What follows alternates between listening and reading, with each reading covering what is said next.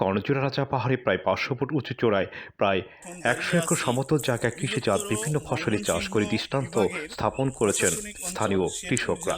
শ্রীপর্দি উপজেলার কর্ণজোড়া পাহাড়ের উপর এখানে কর্ণজোড়া পাহাড়ের আর রাজা পাহাড়ের উপর এখানে প্রায় ৪০ একর সমতল জায়গায় বিভিন্নভাবে গভর্নমেন্টের কাছ থেকে কৃষি জমি হিসাবে লিজ বা পত্তন নিয়ে এলাকার কৃষিবিদরা বিভিন্ন শাকসবজি এবং বিভিন্ন মাল্টা বাগান, বরই বাগান এবং লেবু বাগান করে আসছে।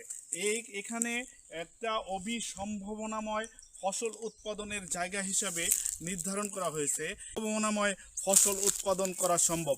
আমরা এখানে একজন ভুক্তভোগী চাষির সাথে কথা বলবো।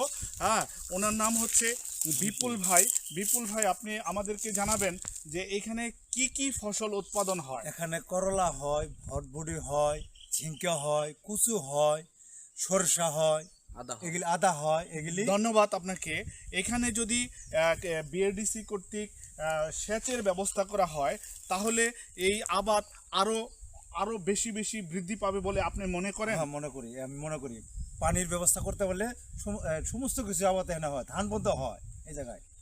উনি আমাদেরকে জানিয়েছেন যদি এখানে সেচের ব্যবস্থা করা হয় সেক্ষেত্রে ব্যাপক পরিমাণে ফসলের সম্ভাবনাময়, এবং এছাড়াও এখানে যদি কোনো ভালো পর্যটনের ইচ্ছুক কেহ যদি এখানে একটা পর্যটন নগরী হিসাবে গড়ে তোলে তাহলে এখানে প্রচুর পরিমাণে পর্যটকরা এসে তাদের ভ্রমণ পিপাসু লোকদের এসে দিনের যে পর্যটকদের আনাগোনা বেড়ে যাবে।